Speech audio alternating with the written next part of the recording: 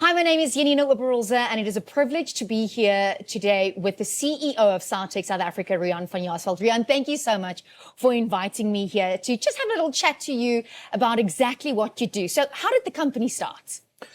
Yanina, thank you. Thank you for hosting me. And Sautech started 25 years ago, where a couple of guys came together. We saw a niche in the market for providing quality consulting services, specifically around security and hosting services, and everything has just been moving forward from there.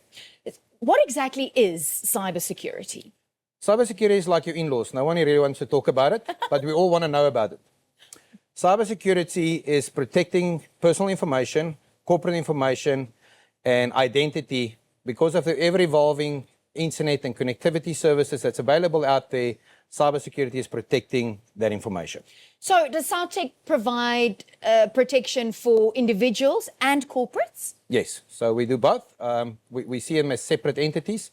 Individual is your personal identity. Cybersecurity for corporate, we see it as intellectual property protection, yes. For someone that's not as tech savvy as you are, what is a type of cybersecurity incident that you need to deal with on a daily basis? Okay. Let me start from a corporate point of view. I think that's easier to explain, and I think that will flow over to individual. From a corporate point of view, cybersecurity incident would be where your information is either stolen, encrypted, or taken for a ransom, which will mean that I will only release the data back to you as soon as you pay me in some sort of cryptocurrency.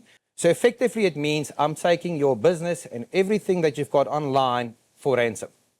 So it's like a hostage situation, but with your company's information. Yes, 100% correct.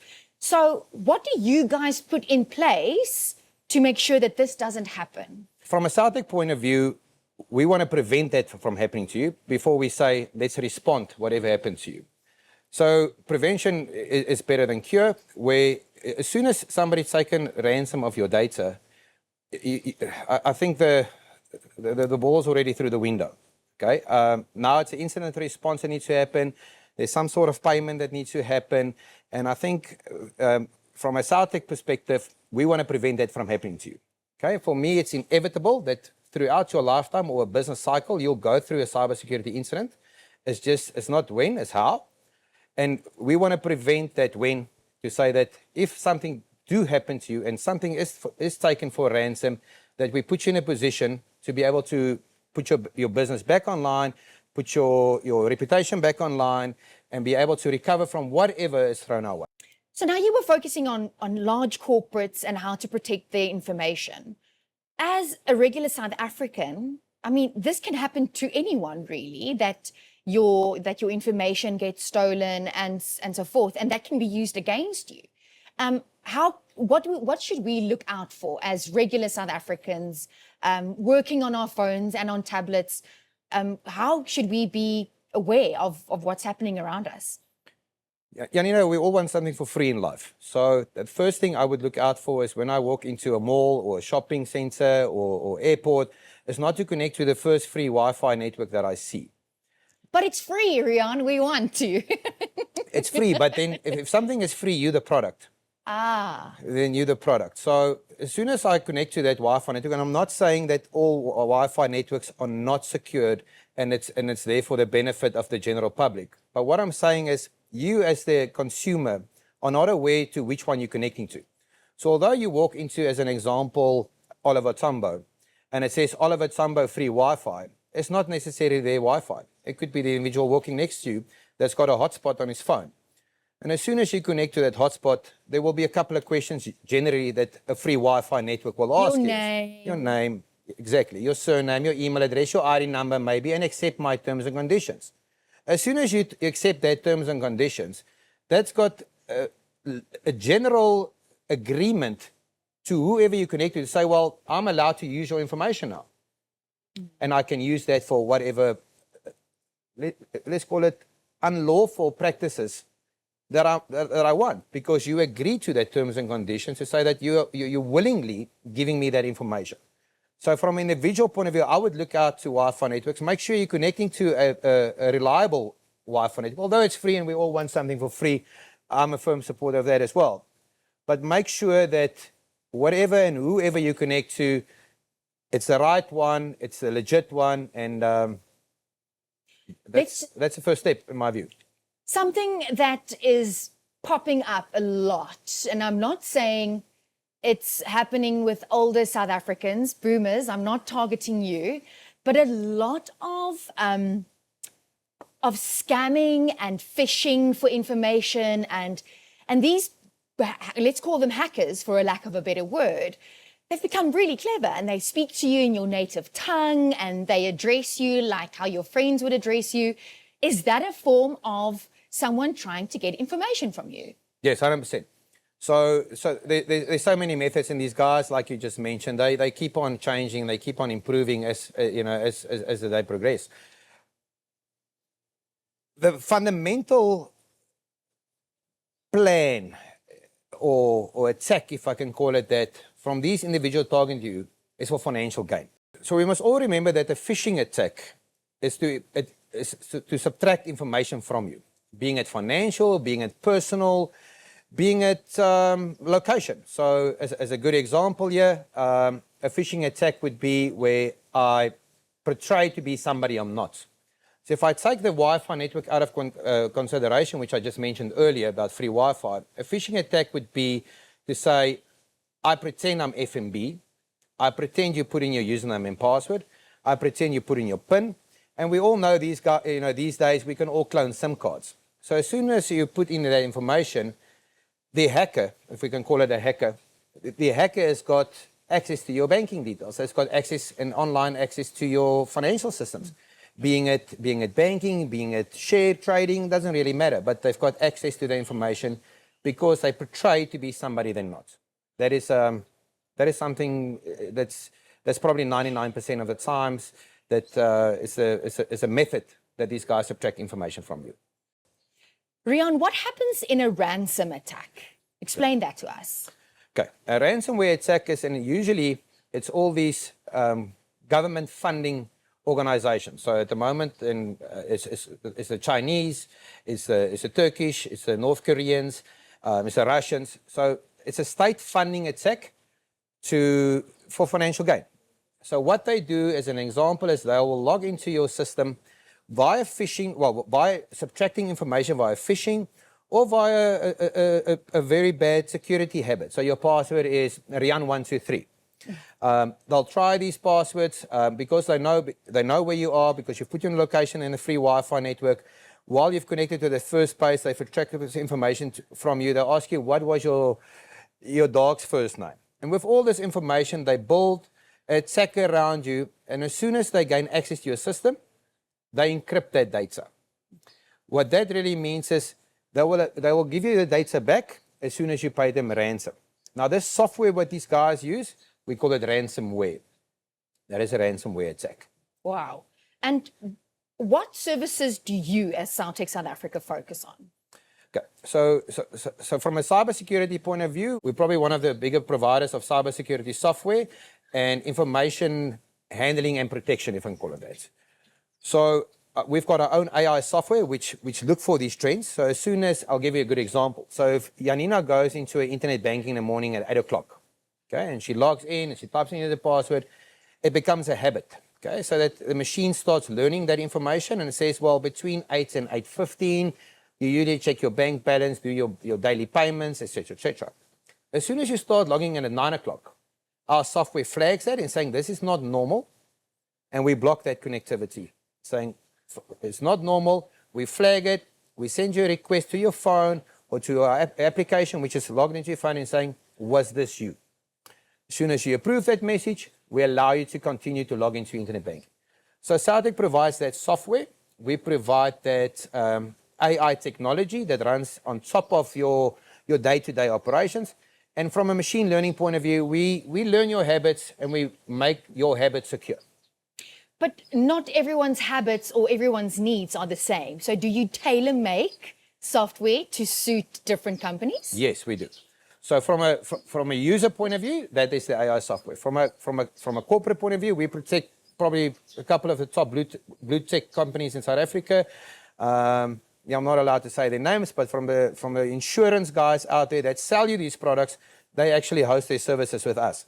So the software we run on top of that is very intellectual property, but we do cater for that specific need, yes. So we all see these technology words these days, like on messaging services, like your text is now encrypted, or what does it mean? Just tell us in layman's terms, what does encryption mean? Okay. In layman's terms, I'm going to use WhatsApp Messenger. Yes. So let's say I send you a WhatsApp. I'm the first person to send you a WhatsApp. Okay. Your phone recognizes my number, either if it's a safe contact or as a new contact, and vice versa. So what will happen is I'll send you a message. Your phone will recognize my phone number. You'll send a message back, and my phone will recognize your phone number. From there on, we send one another a token. Okay, and the token is random. As soon as I send you a message, you need that token to decrypt that message. So which means the message I send you, let's say, hello, Janina. It's not hello, Janina. It's ABC12945, as an example. Okay. Your phone will receive ABC19245. It will decrypt that as hello, Janina.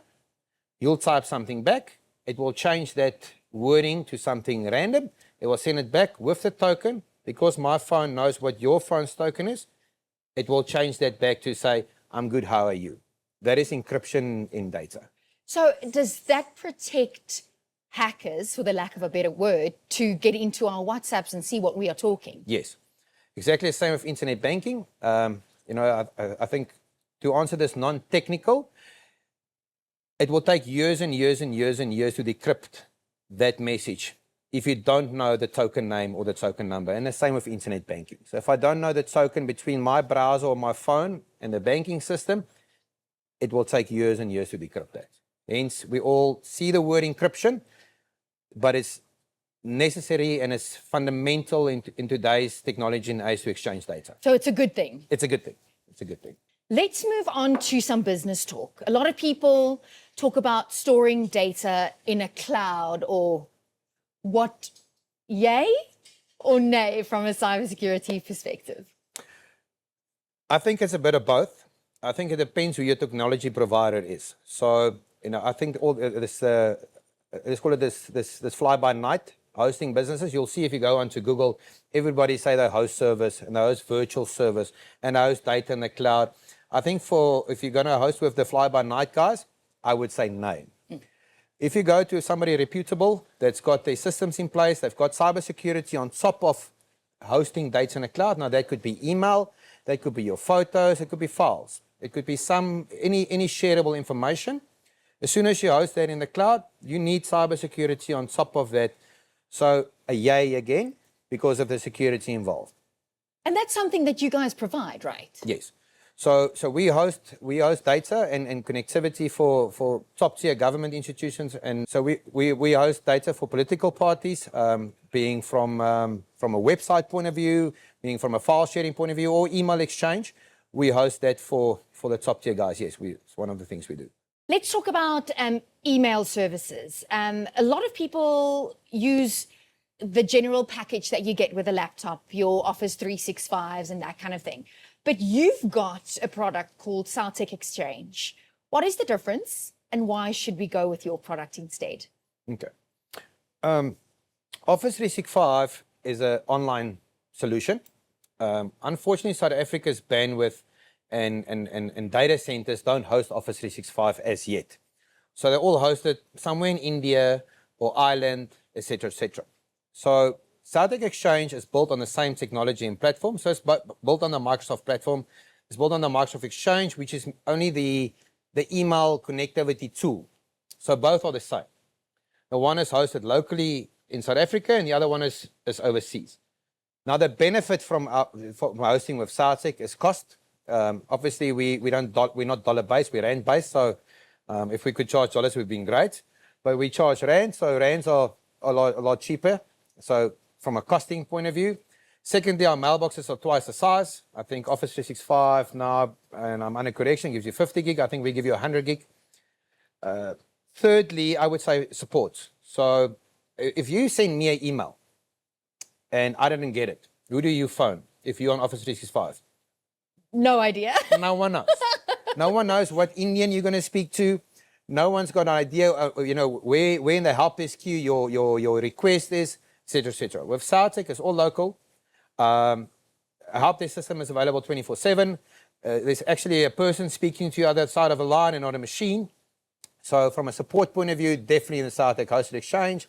And lastly, I would say from a regulatory point of view, and I think this is some subject I don't really want to touch on because it can go a couple of ways. But South Africa don't really allow financial data to be hosted in a different country than South Africa. Now, I'm not saying anybody does that. What I'm saying is if I send you an Excel file or a PDF file with financial information, that's a sharing of financial information. If I send that to whomever and that mail is hosted in a server sitting somewhere in China, it's, from a law point of view, it's not allowed. So using the Sautech hosted exchange, it's local, we compliant, we comply to POPI, etc. Why should we trust Sautech? Sautech's been around for over 25 years. Like you mentioned earlier with the introduction, so I'm the CEO of the South African business, and then we're big in the Namibian market at the moment. Although we've got clients around the globe, this is the two markets we're focusing on. Pretty from a currency point of view, Namibia is rand, although it's Namibian dollar, it's 1-to-1 to the rand. We've been around for a very long time. Our clients are top blue chip organizations in South Africa, so we've gone through the tried and tested environment. We've secured over 110 million emails going through our systems. Cybersecurity, from the thousands of people that host with us, we haven't had one successful incident. And that's something that we're very proud of. Wonderful. How do we get in touch? You can go to our website, www.sautech.net. There's sections for Namibia, there's sections for South Africa. There's a quick questionnaire, there's a contact us. You can email us, you can phone us, you can WhatsApp us. You can rock up at our offices, we're going to assist you. Wonderful. Riaan, thank you so much for today. And I'm looking forward to chatting a little bit more in depth with you at a later stage on various topics that we couldn't discuss here today. Thank you very much for having me and have a great day.